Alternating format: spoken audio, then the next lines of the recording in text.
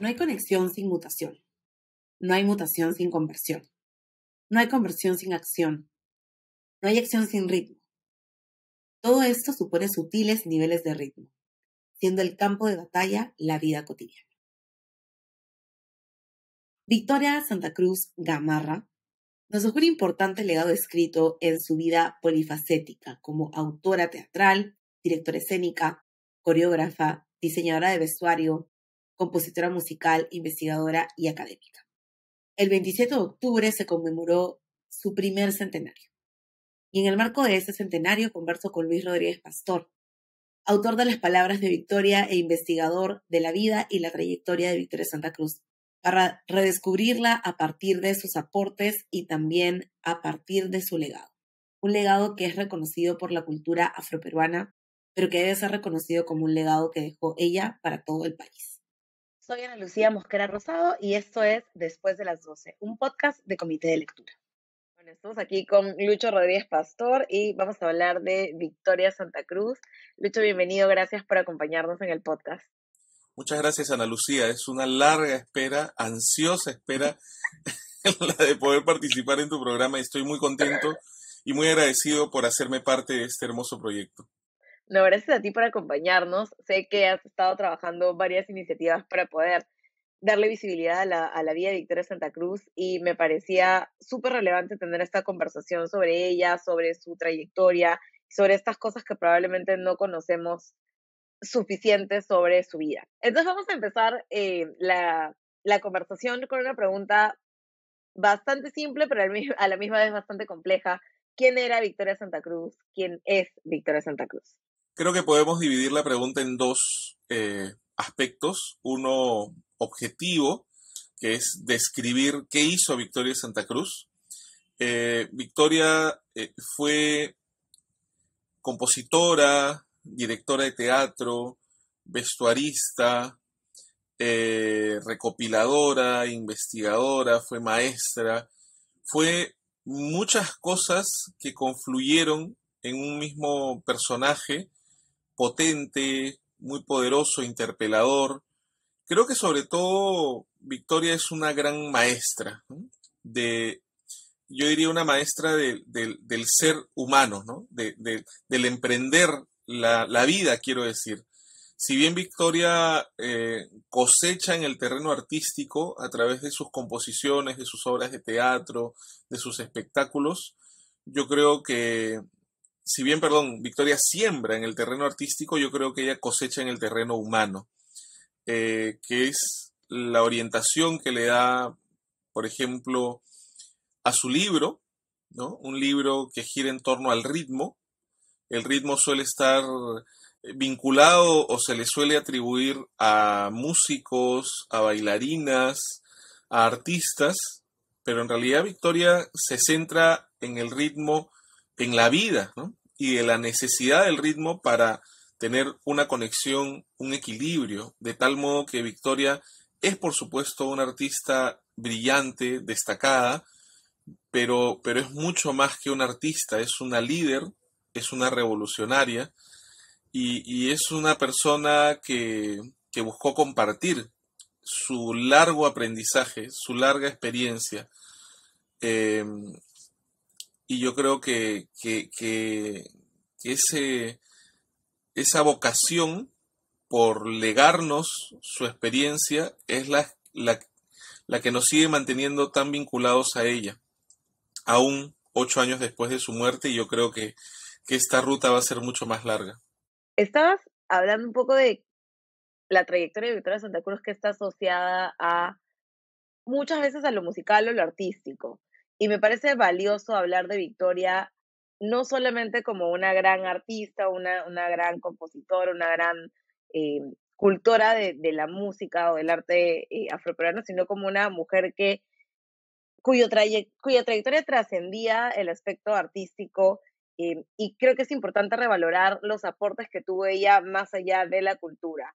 ¿Cuáles crees que fueron estos principales aportes para la cultura afroperuana, pero también para la cultura peruana en general? Victoria es una mujer que se puso de pie con toda dignidad frente a todas las adversidades que sufrió, A ella, siendo muy pequeña, le gritaron negra, cosa que creo a estas alturas conocemos bien. Creo que toda persona afrodescendiente tiene un episodio de su vida que puede reconocer como aquel momento en el que le gritaron negra, ¿no? O le gritaron negro, es decir, en el que descubre su negritud y la carga peyorativa que parte de la sociedad aún lamentablemente le da. Ahí Victoria empieza un largo viaje.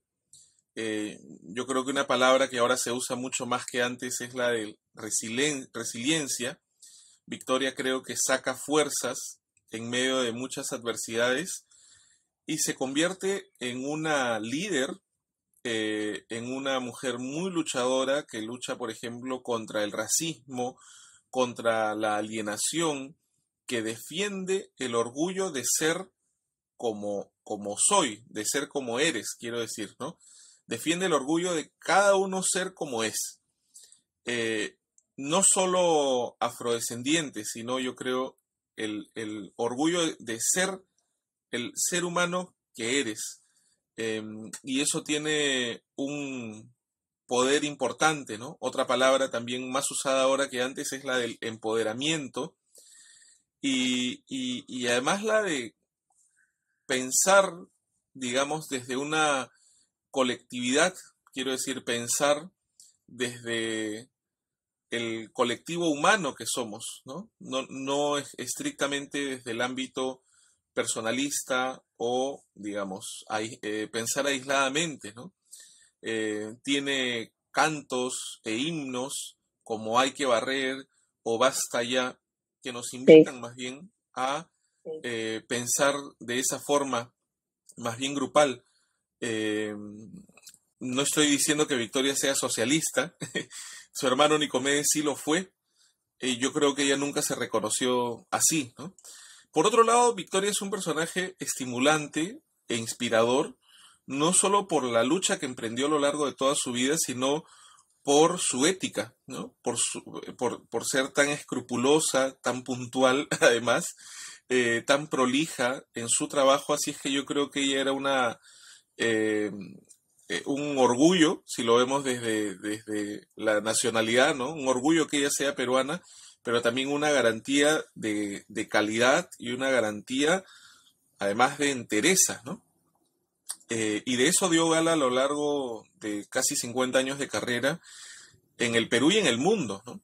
Recordemos, solo por poner un ejemplo, las numerosas expresiones de admiración por el trabajo que ella gestó en el Conjunto Nacional de Folclore a lo largo del mundo. Y de eso podemos dar cuenta a través de los informes de la prensa y es muy emocionante, ¿no? Es muy emocionante y es por supuesto motivo de orgullo y yo creo también de responsabilidad pensando en continuar ese legado que Victoria nos ha dejado. Ok, quiero retomar lo que mencionabas en relación a el trabajo de Victoria para poder hablar también de la importancia que tuvo que ella posicionara el racismo y desarrollara también una reflexión crítica en ese tiempo. ¿Cuán valioso es el aporte de Victoria en la conversación del racismo, inclusive en un tiempo en el que era más problemático hablar de él que ahora? Es una pregunta muy interesante y muy compleja. Voy a tratar de partir de lo que más se conoce de ella y que en realidad es efectivamente un poema que nos invita, querramos o no, sospecho, a hablar de racismo. Me gritaron negra es, como he dicho en ocasiones anteriores, la punta del iceberg de la obra de Victoria. Es su aporte más conocido, más potente, pero es parte de un conjunto mucho más amplio de aportes de diversas formas, no solo musicales o poéticas. Por cierto, calculo, y acá estoy planteando una hipótesis aún, que ese poema lo escribió Victoria a fines de los años 60. No encuentro en los registros de sus presentaciones, por ejemplo, de Cumanana, a inicios de los 60, el poema Me gritaron negra.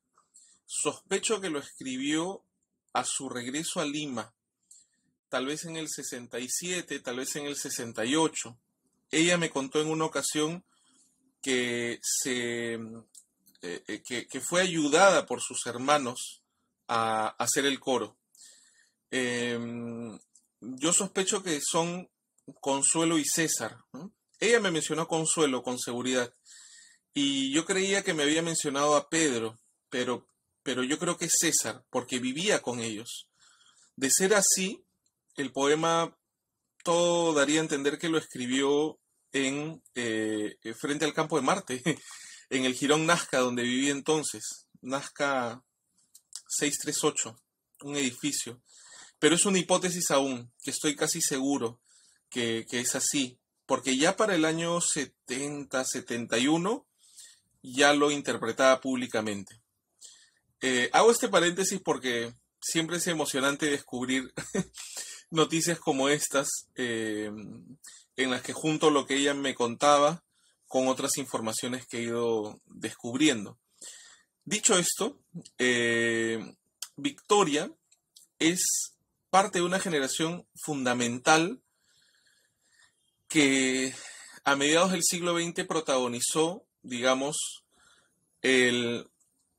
protagonizó aquel hito en el cual se delinea lo afroperuano, en el cual se reconoce como parte vital de nuestra cultura nacional.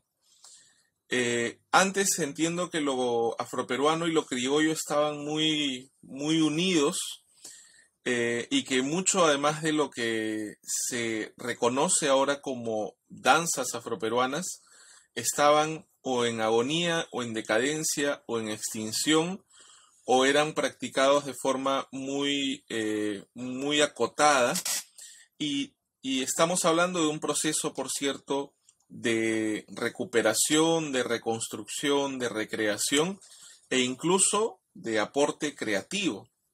O sea que es toda una suma de elaboraciones durante la década del 50 y 60 que dan como resultado, digamos, el canon de las danzas afroperuanas que ahora se bailan en los colegios y se reconocen ya de forma muy, muy nítida, ¿no? Lo que es la zamacueca, el alcatraz, etc. Sé que me he desviado un poco, pero quiero decir que Victoria, en paralelo a ese trabajo, digamos, folclórico de recuperación, pone sobre la mesa un tema central que es el racismo, que no necesariamente está planteado de forma tan clara en el repertorio, digamos, afroperuano que se fue construyendo.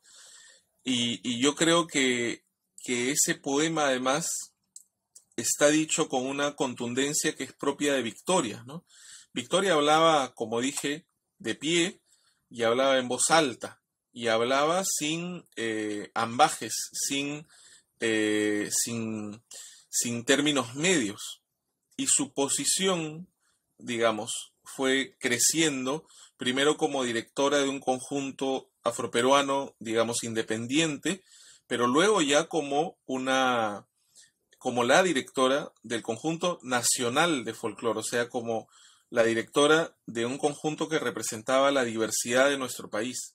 Por cierto, Victoria recibió numerosas oposiciones porque, y acá hago paráfrasis, por supuesto, cómo una mujer negra va a dirigir un conjunto que represente a la totalidad del país, ¿no? Ella, por supuesto, se reunió y se asesoró por numerosas personas especialistas y el resultado fue óptimo, sospecho no igualado hasta ahora.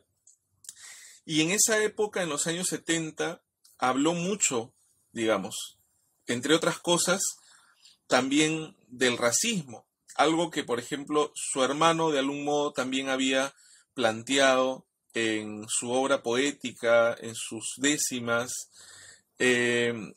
Y yo sospecho que son los dos de los artistas, sobre todo de aquella época, que hablaron de manera más firme, más clara, respecto a un tema que incluso podía ser tratado como con desdén o de manera ligera, y que increíblemente aún ahora hay posiciones que siguen viéndolo como una exageración, como una invención, como un capricho, de tal modo que es una senda la que abre Victoria, que hay que seguir reforzando y hay que seguir luchando. Bueno, hay un coro, ¿no? Recordemos, de Yayota Cansada, ¿no? Que repite sucesivamente, ¿no? Lucha y vencerás, que es también una senda que Victoria nos legó y que yo creo que hay que continuar. Contra el racismo, contra la misoginia, contra la injusticia y también contra la desconexión incluso que en la cual podemos estar viviendo, ¿no? Porque Victoria habla de aspectos sociales, pero también, y de manera muy enfática, de aspectos personales, ¿no? Solía repetir que el enemigo está en casa porque no estamos en casa, ¿no? Que es una forma de acusar la desconexión en la que vivimos, la desconexión respecto a nosotros mismos. Entonces, es un trabajo bien complejo el de Victoria y que aborda diversos flancos. Y que terminó ella, digamos, concluyendo en que comenzó su lucha, una lucha por la población afrodescendiente, y terminó luchando por la familia humana a la que pertenecemos todos. Por supuesto, yo no entiendo que Victoria esté desentendiéndose o esté negando ya que existe el racismo, ¿no? Creo que su lucha más bien dio un paso superior, por decirlo de alguna forma, ¿no? Pero finalmente ella es aún ahora una voz autorizada y una voz necesaria respecto a la lucha contra el racismo. Quería justo llegar a esta parte de la conversación, porque creo que a partir de el centenario de Victoria Santa Cruz, que es lo que estamos celebrando ahora, que estamos empezando a celebrar ahora, han habido muchas interpretaciones en función al poema Me gritaron negra y también en función a la evolución en la reflexión o en los análisis que Victoria hacía sobre el racismo y sobre lo que implica el racismo.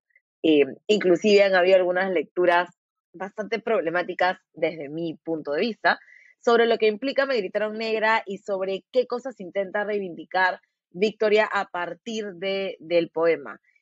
Quería ahondar un poco más en eso, teniendo en cuenta además que tú la conociste personalmente, para preguntarte hacia dónde iba ella con Me gritaron negra y también cuál había sido la evolución de su discurso o de su reflexión en función al racismo desde Me gritaron negra hasta creo que los últimos años o las últimas entrevistas que podemos tener de ella donde ella habla de este tema. El 3 de junio del 2000 entré por única vez a la casa de la familia Santa Cruz Gamarra, en Pastaza 651, en Breña. Esa noche había un recital y Victoria asistió a ese recital y me obsequió este cassette, que era su más reciente producción, de hecho fue la última, Ritmos y Aires Afroperuanos.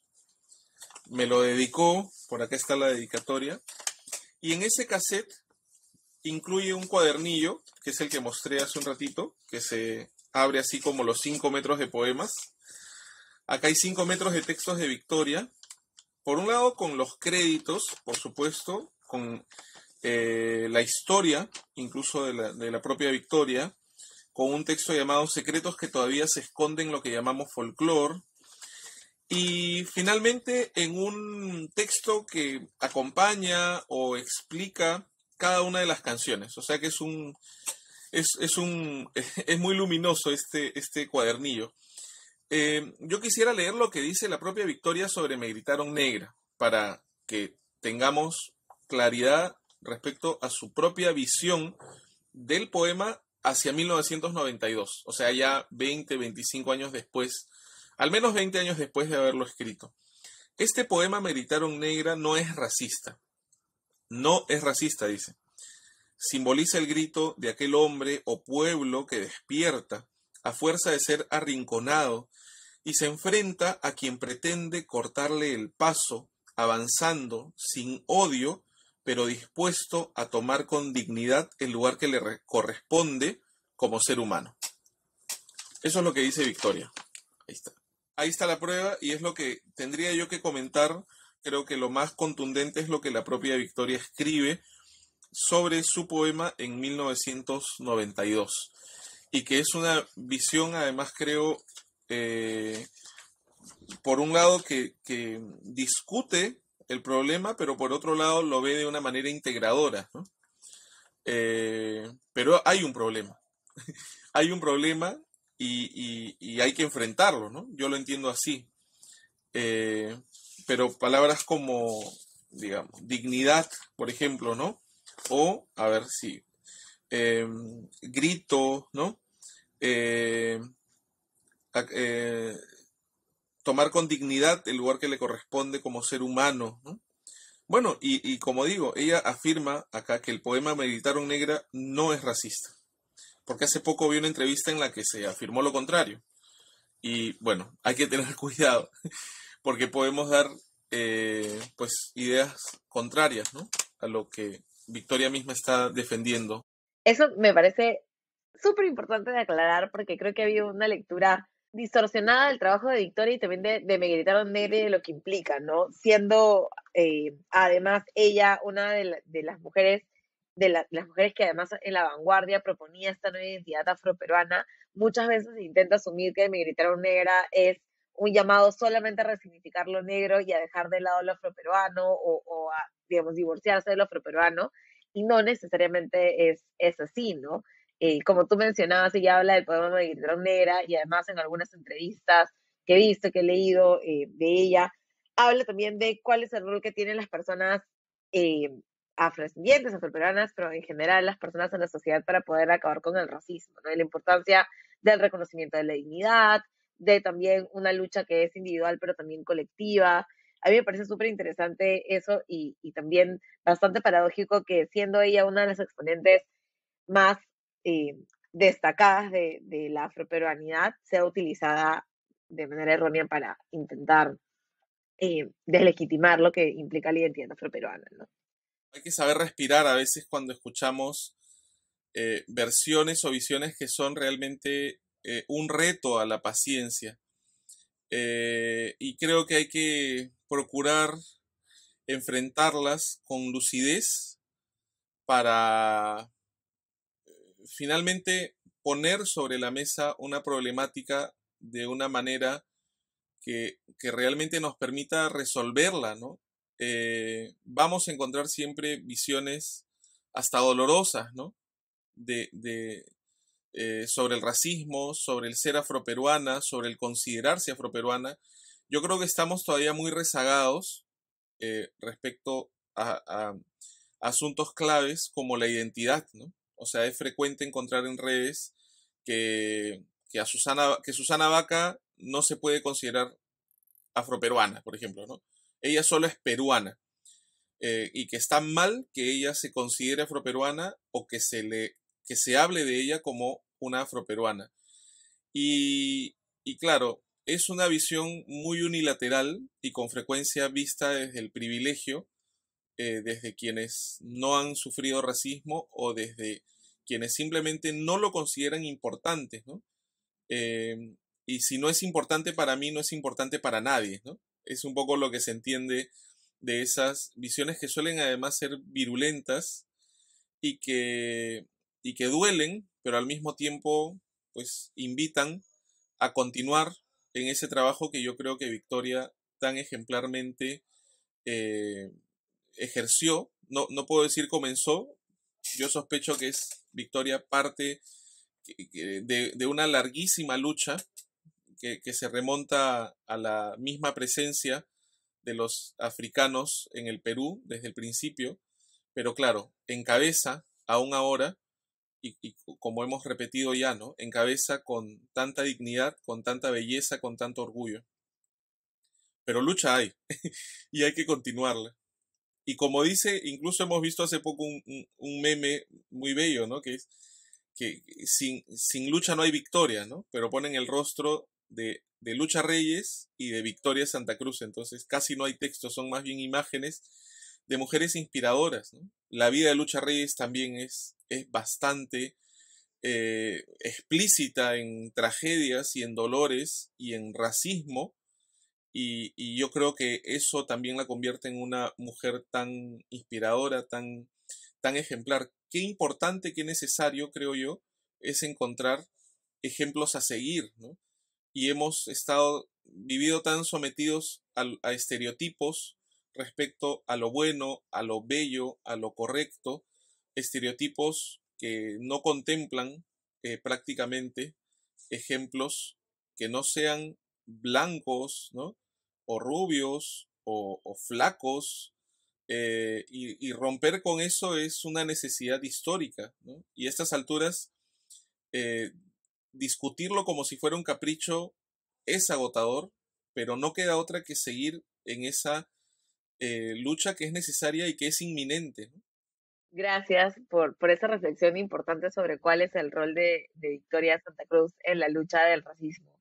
Quería pasar a hablar también de la victoria académica, que es como la victoria que a mí me inspira mucho más, como una mujer joven que está intentando ingresar o trabajar mucho más en el ámbito académico. Creo que la victoria académica es una victoria que muy pocas veces se discute, ¿no? Como mencionábamos al inicio de la conversación, se habla de la victoria poeta, de la victoria cultora, pero se habla muy poco de su trabajo académico y además de el nivel académico que alcanzó.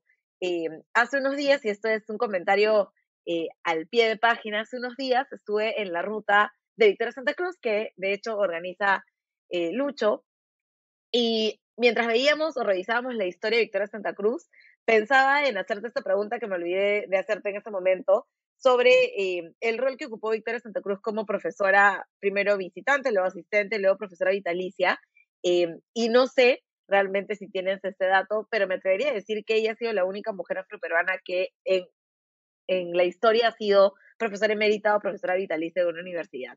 ¿Qué podemos decir de la victoria académica? Has dicho muchas cosas muy estimulantes. Creo que la primera que tendría por indicar cuando tú afirmas que es un aspecto poco conocido es, bueno, aquello que dije en una entrevista para el diario El Comercio hace 5 años, que Victoria es un personaje aún por descubrir. Y han pasado 5 años y suscribo esa afirmación porque hay aspectos de su obra creativa y de su biografía aún poco conocidos. Yo creo que esta suerte de, digamos, boom o de momento muy efervescente, de periodo efervescente en torno a Victoria, tiene que ver con el descubrimiento de su trayectoria y con la amplitud de la misma. Ha sido un trabajo casi póstumo y lento, aún yo creo que sigue siendo lento de descubrimiento, insisto, de su trayectoria, de su aporte creativo y de su biografía. Por ejemplo, ya contamos con las reediciones de sus libros, de su único libro Ritmo el Eterno Organizador. Ha circulado un libro de entrevistas que tuve el honor también de trabajar.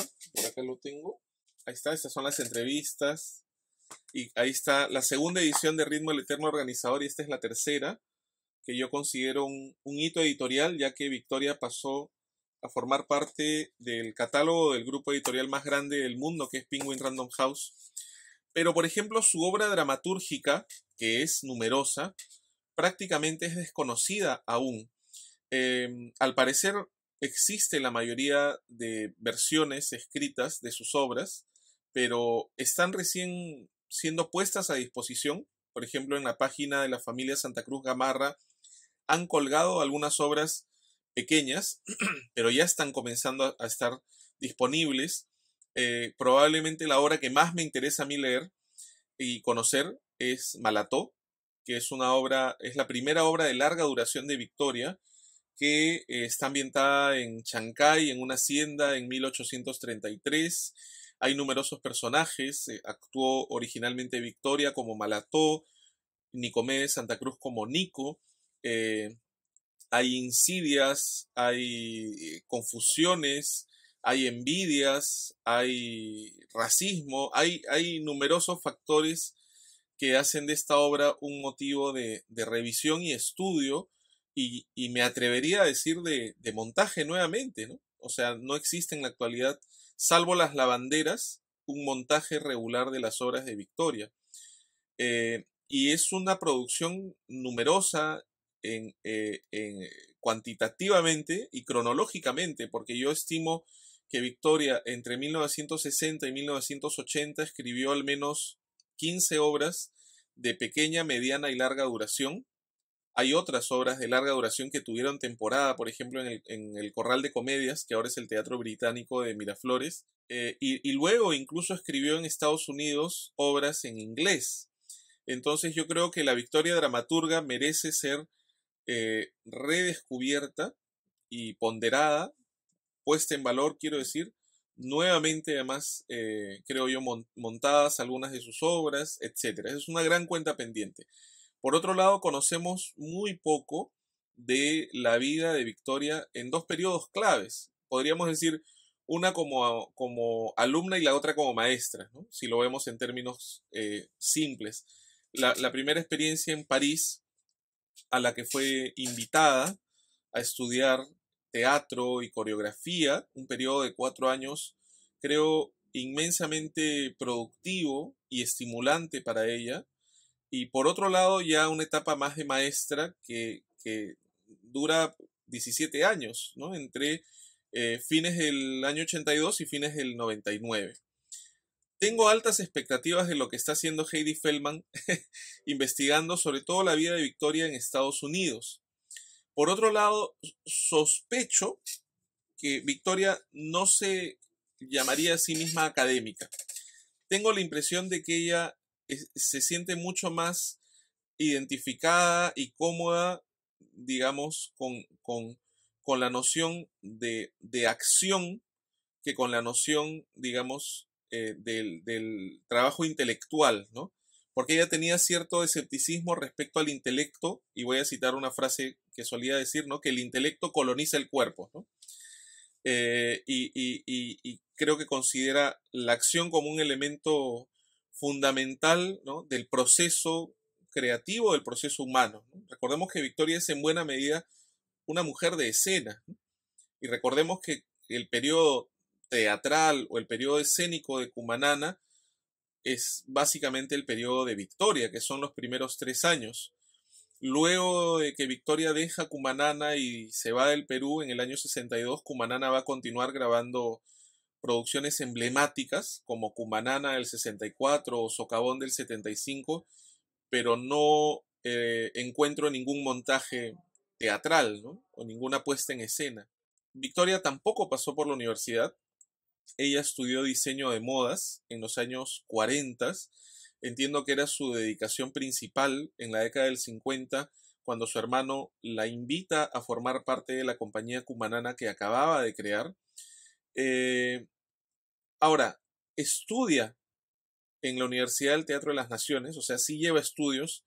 No podría yo afirmar que tiene un título o lo que podemos llamar ahora un cartón, pero sí tiene ya estudios superiores a los 40 años aproximadamente que tenía cuando llega a Francia. Y luego, claro, va a tener esta experiencia, entiendo, inédita en Estados Unidos, en la cual ella es invitada primero, ¿no? Va como profesora invitada a la Universidad de Carnegie Mellon, que era la única o una de las únicas entonces que tenía un departamento de drama. Y lo más interesante, creo, es que Victoria despliega un método creado por ella misma. O sea, Victoria no va a una universidad a, digamos, exponer un compilado o una, ¿no? Historia de métodos dramatúrgicos, ¿no? O coreográficos, sino a plantear el propio método que ella fue creando y al menos plasmando desde los años 60. Y ella vuelve al Perú, como lo dijo en numerosas ocasiones, por voluntad propia, ¿no? Porque ella pudo haberse quedado, finalmente pasó de ser profesora invitada a ser profesora nombrada y a ser profesora vitalicia. Si me preguntas si hay otro ejemplo similar de una afroperuana que haya tenido un caso cercano, no lo conozco. No digo que no exista, digo que no lo conozco. Pero con toda seguridad habrá. Yo creo que habrá pronto. ¿Serás tú o será Gabriela Noles o será Mariela o qué sé yo? Es muy estimulante ver lo que ahora está pasando con tantas compañeras brillantes, ¿no? Realmente ejemplos a seguir. Eh, y yo sospecho que ahí también la senda de Victoria está, ¿no? Muy marcada, ¿no? Como un estímulo.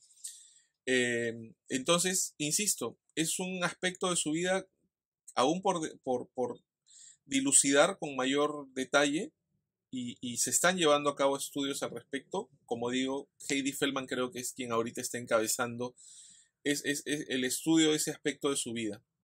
Bueno, aprovechamos para mandar un saludo a Gabriela Noles y Mariela Noles, que si nos están escuchando saben que las queremos mucho y las tenemos en muy alta estima. Eh, pero efectivamente sí, ¿no? Yo tampoco he conocido en ningún caso de otra persona afroperuana o de ninguna mujer afroperuana que haya sido profesora vitalicia en ninguna universidad. Y como dices, es un aspecto poco explorado que no se conoce de ella, ¿no? ¿Cuál fue su trayectoria? ¿Cuál fue su desarrollo en investigación también? Porque ella trabajó mucho en investigación también para proponer y para tener estas puestas en escena que tenían un contenido bastante significativo. Pasando justo a ese aspecto de su carrera y de su trayectoria, quería que exploremos un poco el rol que tenía Victoria Santa Cruz en relación al desarrollo del folclore afroperuano, pero también a este trabajo cuidadoso, como decías al inicio, riguroso, para poner en valor el folclore del Perú. También siento que ahí se está, digamos, explorando el terreno para reconocer con mayor nitidez los aportes. Y ahí sí es importante destacar que el aporte de Victoria es superlativo, pero no es el único. No es el único en cuanto a liderazgos y tampoco es el único porque ella encabezó agrupaciones, ¿no? O compañías. Entonces, si bien Victoria destaca muy nítidamente, yo creo que hay otros aportes personales o familiares, como el de Porfirio Vázquez, por ejemplo, que creo su rol con el festejo creo que es clave, ¿no? Su aporte respecto al festejo yo creo que es clave. O el de familias, como la familia Vázquez, por supuesto, o la familia Santa Cruz, o la familia de La Colina, o la familia Lobatón, o la familia Campos, etc. Creo que Victoria, en cuanto a lo que hoy conocemos como Zamacueca, conocemos, bailamos y presentamos incluso internacionalmente como Zamacueca, yo creo que ella es la gran gestora, por ejemplo. Y esto puede reconocerse incluso a través, por un lado, de su testimonio y luego por diversos aportes de la prensa que daban cuenta, por ejemplo, en enero de 1969, ¿no? Se presentaba en calidad de estreno la Zamacueca de Victoria Santa Cruz. Yo creo que ahí, en ocasiones anteriores he dicho octubre del 68 porque es lo que ella afirmaba en su álbum con Victoria Santa Cruz de 1972, pero ya revisando la prensa local, es en enero del 69 en la Plaza de Hacho que se empieza a presentar la Zamacueca como la conocemos en la actualidad. Otro número, o mejor dicho, otra evidencia vinculada a Victoria y la Zamacueca es una entrevista, además titulada Victoria Santa Cruz rescató la Zamacueca, del diario Ojo en 1974, en el que ella detalla y explaya lo que fue su método de trabajo, que tiene que ver, creo yo, por un lado con la investigación y tiene que ver, por otro lado, también con una propuesta coreográfica.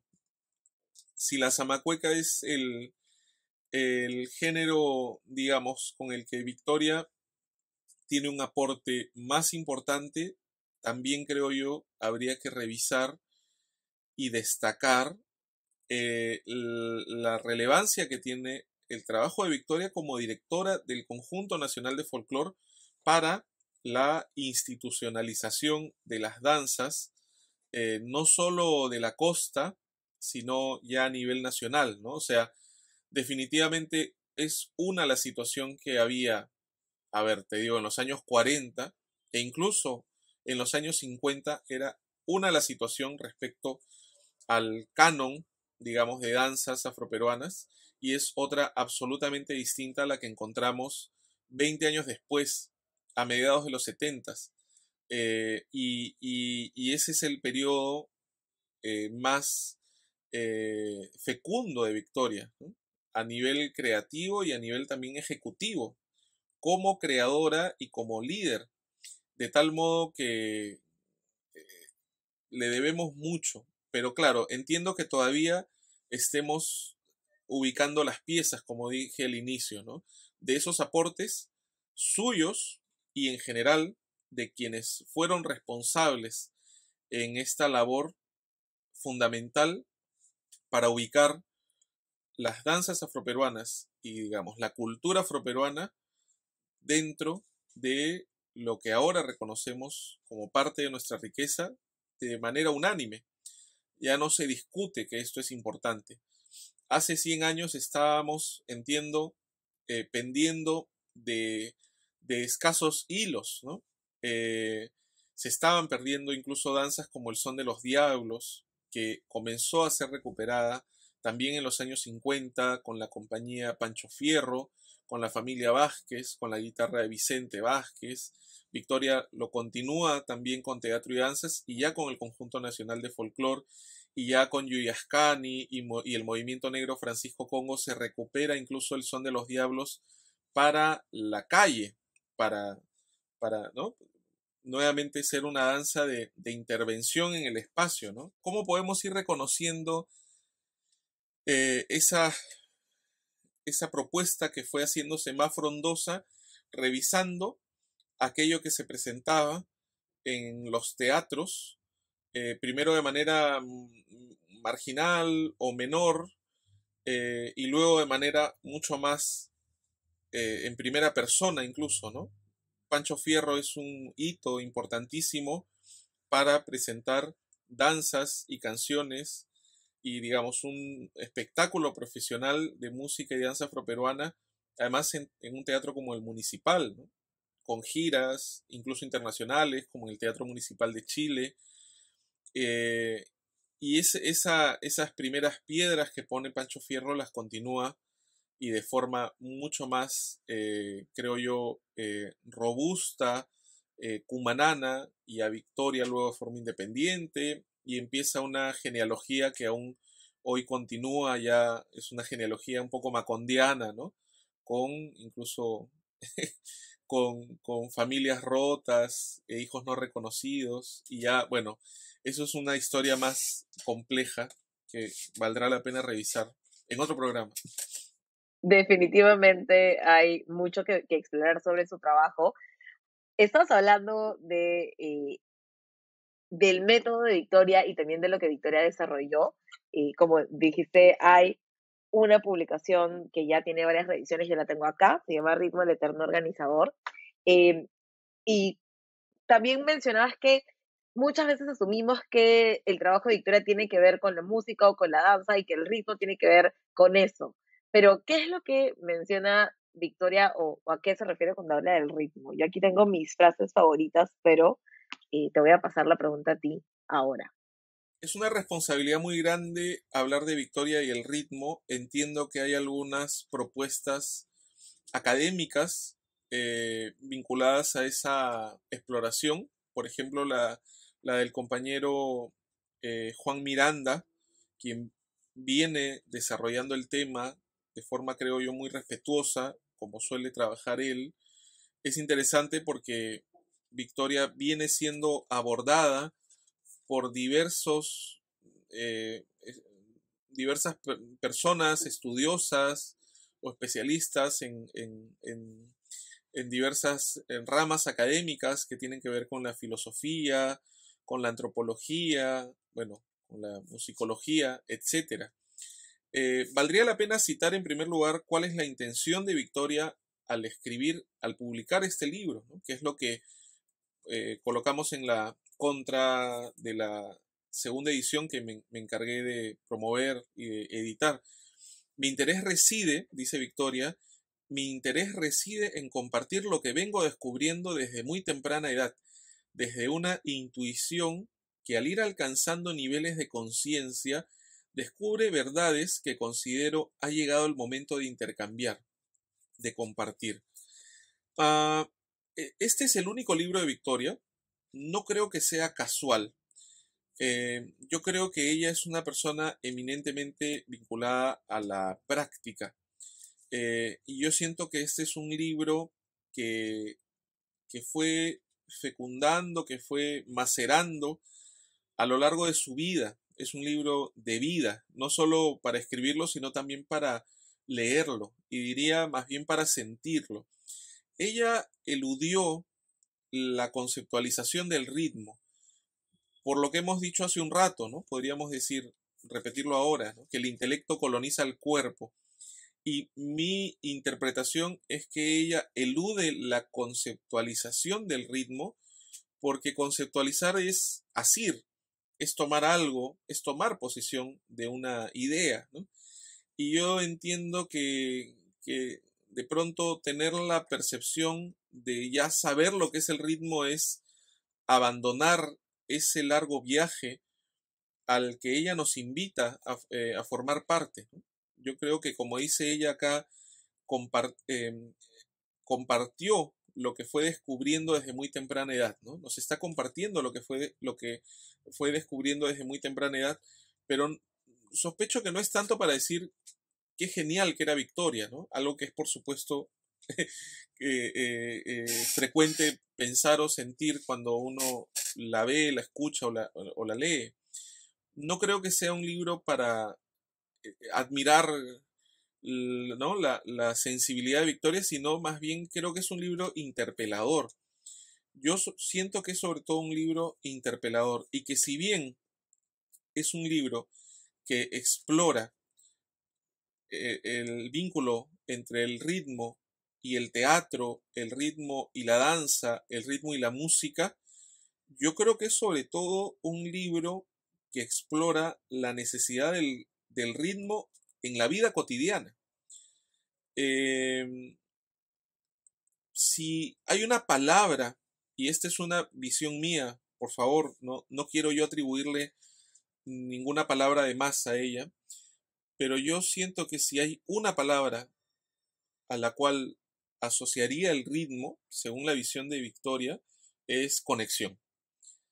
De hecho, con frecuencia Victoria nos invita, en sus canciones incluso, a reconocer la desconexión en la que vivimos, o como dice en el último capítulo de su libro, la arritmia que es preciso enfrentar. Creo que es un libro además plagado, por no decir, bueno, poblado y constituido, cimentado ya, por numerosos aforismos o frases que nos remecen que valdría la pena tapizar así en nuestra habitación, quiero decir, para tenerlas muy presentes, ¿no? Porque más que frases, digamos, bellas, son frases combinatorias, ¿no? Y que delegan la responsabilidad en nosotros mismos, ¿no? Respecto a nuestra propia acción o destino. Es un libro breve, pero que no nos deje engañar esa brevedad. Es muy sustancioso, es muy contundente. Yo creo, además, primero que Victoria, esta no es una creencia, es una afirmación objetiva, digamos. Victoria en ningún momento del libro, ni tampoco en sus entrevistas que ya mostramos, habla de su filosofía. Yo creo que ella no vincula a su trabajo propiamente con la filosofía, a pesar de que se le trata o se habla de ella como una filósofa del ritmo, ¿no? No está de más recordar que la entrevista tal vez más difícil o polémica de este libro de entrevistas es una que se llama así, Victoria, filósofa del ritmo. Y yo creo que fue una entrevista difícil porque el periodista partió o la abordó en términos exclusivamente, digamos, racionales, conceptuales, ¿no? Cosa que Victoria más bien rechazó. No hay en ninguna parte de las entrevistas ni de su libro un momento en el que ella hable de su filosofía o de la filosofía en general. Me atrevo, y este es un atrevimiento nuevamente, a sospechar que Victoria era más bien socrática, ¿no? Que Victoria más bien es como una partera que nos invita a remover nuestros escombros, ¿no? En una experiencia que está vinculada sobre todo a la acción y al presente, ¿no? A la exploración permanente. Lo siento así. De hecho, ella admira la frase atribuida a Sócrates, la repetía en persona y la cita en alguna parte de este libro, ¿no? Que es conócete a ti mismo. Creo que podríamos hacer, Ana Lucía, una selección de las expresiones más memorables de este libro. Casi que podríamos abrirlo en cualquier página y encontrar alguna o varias que nos interpelan y que nos remecen, ¿no? No hay revolución sin evolución y esta se gesta al interior de cada uno de nosotros. La vida es lucha y la lucha continuará. Nada extraño puede entrar en el eterno devenir. Bueno, en fin, conoces lo que eres y eres lo que conoces, ¿no? Aunque esta es una cita que ella está haciendo. Estoy seguro que tú tienes varias más y estoy seguro que has leído y releído este libro Tengo. en numerosas ocasiones, a pesar de que no es tu libro, no es tu ejemplar. me permito delatarte. De hecho, sí, no es mi ejemplar. Este ejemplar es de mi papá. Pero yo también tengo mis citas favoritas del libro. Justo estaba pensando en esta discusión sobre la victoria académica y cómo Victoria probablemente se consideraría más que académica una persona que habla desde el ser. Y una de las citas que encontré acá es, no es posible saber sin ser. Y habla justamente en esta parte del conocimiento y cómo el conocimiento, si no genera conexión, no tiene sentido. Y sí, tengo varias frases favoritas. Creo que podríamos tener solamente un episodio para hablar de este libro que realmente, como decías, es pequeño. Es un libro no muy extenso, como lo van a poder ver seguramente en los videos, pero es un libro que tiene muchísimo contenido, que realmente te invita o hace un llamado a la reflexión sobre la importancia del saber estar, del saber ser, de cómo construimos a partir de la conexión que tenemos con cada persona y también con las personas que nos rodean. Y creo que ese es el valor que para mí tiene este libro, que debo confesar que también cuando lo leí, no lo leí en esta edición, sino en la edición que estaba en digital, pensé que era un libro que trataba precisamente desde el ritmo pensado desde lo musical, desde lo artístico, y no del ritmo que necesitamos para habitar, existir, transitar el mundo. Y eso creo que es algo que a mí personalmente me impactó de manera muy positiva. Creo que Lucho hemos hablado un montón de lo que implica reconocer y celebrar la vida de Victoria en el marco de su centenario. Yo siempre utilizo esta idea de Victoria como alguien que fue, pero también que es, porque a pesar de que no está físicamente ya con nosotros, es una persona para mí atemporal, eterna, en tanto seguimos descubriendo cuál es el verdadero impacto que tuvo en la vida de muchas personas y además seguimos descubriéndola y yo creo que cada vez que la descubrimos, nos sorprendemos más, pero al mismo tiempo generamos una conexión más profunda con su trabajo, con su obra y con su vida. Quería terminar esta conversación que realmente ha sido muy enriquecedora preguntándote ¿cuál es el significado de la conmemoración del año de centenario de Victoria? Y para ti, ¿cuál es el principal legado que nos dejó o que nos deja Victoria Santa Cruz? Estamos efectivamente celebrando el centenario de su nacimiento. Yo creo que es una celebración, eh, digamos, en la cual muchas personas o instituciones han puesto su vela en la torta. Han habido numerosas reuniones, encuentros, charlas, participaciones en las ferias del libro. Bueno, tuve el honor de abrir el año con una exposición dedicada a su vida y obra, una exposición llamada Primera Llamada, 100 años de Victoria Santa Cruz en la Galería Municipal Pancho Fierro, y ahora recientemente también el honor de crear y de llevar a cabo la ruta Ven a mi encuentro, la ruta de Victoria Santa Cruz en el centro de Lima, que agradezco además que hayas participado y que la hayas difundido. Fue una ruta hecha con mucho cariño y yo creo que así fue recibida y compartida porque tuvimos lleno total en las 6 fechas que llevamos a cabo. Han sido 2 de las formas de celebrar a Victoria con proyectos que he gestionado, pero a lo largo del año ha sido, en mi caso, hablar de Victoria, recordarla y procurar compartir un poco de su inmenso legado. Ahora, la pregunta es un poco más amplia, ¿no? ¿Cuál es la relevancia de celebrar su año? En primer lugar, creo que es el primer centenario de un personaje afrodescendiente en el Perú que se celebra de esta forma tan marcada, ¿no? Es decir, no ha pasado desapercibido el año de Victoria en cuanto a la emoción y en cuanto a la búsqueda de conocerla más y de ser conscientes de que estamos celebrando su centenario. Yo creo sí que hay varios aspectos que se han podido hacer mejor o que se pueden pulir aún.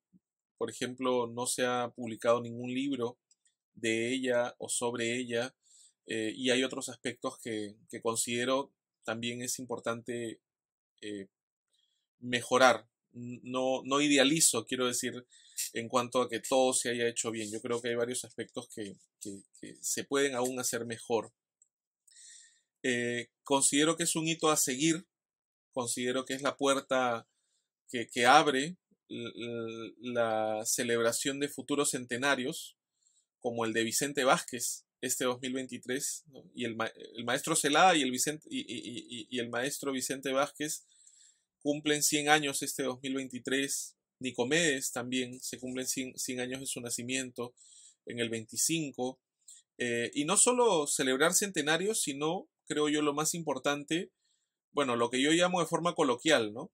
Generar una suerte de santoral afroperuano en el cual reconozcamos a nuestros personajes, hombres, mujeres, pioneras, ¿no? Personajes de avanzada, que son los cimientos de lo que ahora reconocemos y celebramos y defendemos como parte de la cultura y la historia afroperuana. Una historia que está siempre vinculada a la lucha, a la resistencia, al orgullo, e insisto, yo creo que la palabra clave para mí es lucha. Eh, Creo que el afrodescendiente casi por naturaleza es un activista, porque crece en un ambiente hostil y de resistencia y de defensa de su propia constitución como ser humano. Entonces es muy inspirador, por supuesto es muy dolorosa revisar la historia de la población afrodescendiente a nivel mundial, pero más es tan doloroso como remecedor, o sea, por un lado te duele y por otro lado te subleva, ¿no? Es tan remecedora como sublevante la historia de la población afrodescendiente a nivel mundial. Y por otro lado, también, y no quiero aislar esto, ni quiero trivializar mis expresiones, pero por otro lado es una historia también de tanta belleza, ¿no? De tanto aporte. Solo por poner un ejemplo, no podemos imaginar la música americana y americana hablamos de América al continente como corresponde, sin la presencia afrodescendiente, ¿no? Y eso lo dice alguien como Ernesto Sábato, por ejemplo, en El escritor y su fantasma. Un libro que no tiene mucho que ver con la música afrodescendiente, ¿no? Y no solo lo dice él, yo creo que no es muy difícil de darse cuenta si pensamos en el jazz o en la samba o en la música de aquí o en la música de Cuba o en el tango, etc. Entonces, para mí, descubrir, revisar, estudiar, vivir la historia de la población afrodescendiente a nivel colectivo es sublevante. Es motivo para mí de ser parte, de contribuir con el cambio, de contribuir con que las condiciones sean mucho más justas.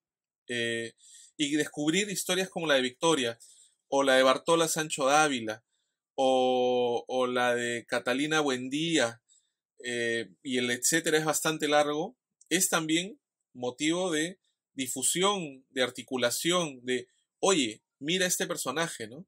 Qué bacán, qué interesante, qué inspiradora. Entonces, aportes como el de Lucho Roca, por ejemplo, para mí son muy importantes, ¿no? Suelo hablar, sobre todo de forma coloquial, ¿no? de nuestros ilustres desconocidos, ¿no? Personajes que son ilustres, son reconocidos como tales, pero son prácticamente desconocidos. Sus historias son prácticamente desconocidas. Así es que yo creo que Victoria definitivamente merece una biografía a la altura de su historia, y también la vida de Susana Baca, afortunadamente, ya ha sido contada por ella misma a través de sus memorias. Son unas memorias en las que encontramos una sucesión de rechazos, estafas, discriminaciones. Es una sucesión de nos que dan como resultado un contundente sí por parte de ella, ¿no? O sea, Susana se ha superpuesto, quiero decir, Susana ha superado todas las barreras que vivió por ser mujer, por ser negra, por ser pobre, por elegir la poesía, por elegir la música, ¿no? Y encima la poesía vinculada a la música afroperuana. Ahora Susana es reconocida de manera unánime, pero Susana realmente la ha peleado y le ha costado muchísimo, muchísimo. Su libro es inmensamente inspirador en ese sentido porque realmente es la historia, casi diríamos, si hablamos en términos convencionales, que no me gusta hablar tanto, ¿no? Pero es como, es una suma de fracasos que dan como resultado una historia de éxito, ¿no?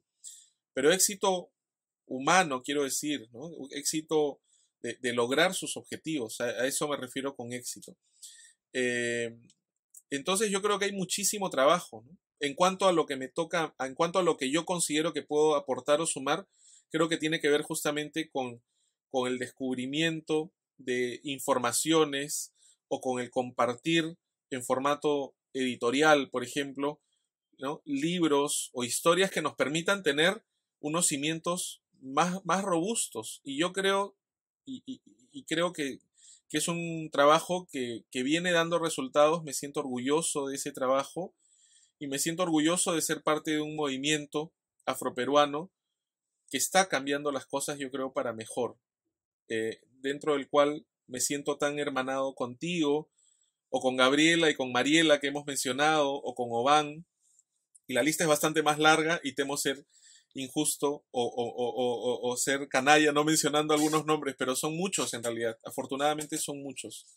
Así es que Victoria es estimulante, pero es un ejemplo a seguir hacia adelante, ¿no? O sea, en vez de pensar, qué pena que no hemos vivido esa época, ¿no? O que no hemos sido amigos de Nicomedes o de Canario Negro, para mí son estímulos, son motores para hacer las cosas y cambiarlas, y también hacer de nuestra época una época gloriosa, ¿no? Hermosa. Sí, creo que eso resume bastante bien la importancia que tiene Victoria Santa Cruz para nosotros como personas que pertenecemos a la comunidad afroperuana, pero también para el país entero. realmente espero que en el marco del centenario se promuevan muchas más acciones que nos ayuden a visibilizar su trabajo y a visibilizar su vida y su obra, y que realmente nos ayude también a perpetuar su existencia y sus aportes. Yo te agradezco muchísimo, Lucho. Yo sé que este mes, este año y el trabajo que haces te tiene siempre ocupado, así que agradezco mucho que te hayas dado este tiempo, y realmente espero que los lectores las personas que nos escuchan puedan tener una idea más clara de qué representa Victoria, más allá de lo poco que conocemos, y nos dediquemos a honrar su vida, su memoria y sus aportes. Muchas gracias por habernos acompañado hoy. Muchas gracias, querida Ana Lucía. Ha sido para mí una alegría esperada durante mucho tiempo y que vamos a reeditar ahora en mi programa. Porque tengo un programa dedicado a la música afroperuana en Radio Filarmonía y espero que nos reencontremos ahí también. Por supuesto que sí, nos reencontramos allá. Muchas gracias por escucharnos y les esperamos en otro episodio de Después de las 12. Y como es costumbre, tengo 2 recomendaciones para ustedes. La primera frase con la que empecé el podcast es una frase escrita por Victoria Santa Cruz en el libro Ritmo, el Eterno Organizador, que discutimos en la conversación con Lucho también.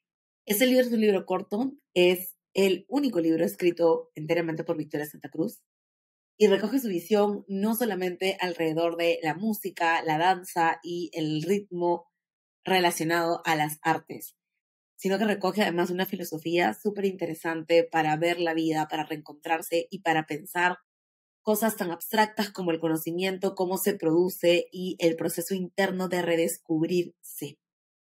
Es uno de los libros que a mí más me gusta, y como dije en la conversación también, hay muchísimas frases que podría sacar de aquí. Se los recomiendo. Es un libro que no tiene muchos ejemplares disponibles ahora, como había mencionado también Lucho, pero que pueden encontrar en algunas librerías. Si todavía tienen la oportunidad de adquirirlo, vayan, corran y cómprenlo. Les prometo que les va a gustar mucho. Y también está disponible una versión de libre acceso, una versión digital de este libro, si lo suyo es la lectura virtual. Lo siguiente que les voy a recomendar en ese sentido es un video documental especial que hizo Victoria Santa Cruz, uno de los últimos videos de sus espectáculos musicales, que hizo en uno de los últimos montajes que pudimos ver de ella. El programa se llama La Magia del Ritmo, fue publicado en YouTube hace varios años ya, así que también es un programa de libre acceso, en el que ella presenta este espectáculo diseñado, propuesto con ella, con participaciones especiales de bailarines y también de cantantes como Eva Young y Bartola. Pero además de eso cuenta cuál es el trayecto y el proceso para crear algunas de las piezas que ella tenía y que presentaba. Es un proceso bastante interesante de ver, y creo que vale muchísimo la pena sentarse a repensar y a ver estas obras en el contexto en el que ella las creó y con el sentido que ella tenía para darles. Así que esas son mis 2 recomendaciones de la semana. Disfruten la lectura del libro, que es un libro que se lee en un par de días, pero el que les prometo que les va a dar lecciones de vida permanentes. Y también de este especial documental en el que van a poder ver a Victoria, reconocer a una Victoria mucho más plantada, que nos brinda un contexto mucho más amplio de su trabajo y de lo que significaba para ella las piezas que producía. Disfrútenla, celébrenla, recuerden que el centenario de Victoria Santa Cruz acaba de empezar y que nos corresponde darle el lugar que se merece en la historia del Perú. Eso fue Después de las 12. Soy Ana Lucía Mosquera Rosado y espero que nos encontremos nuevamente en el siguiente episodio.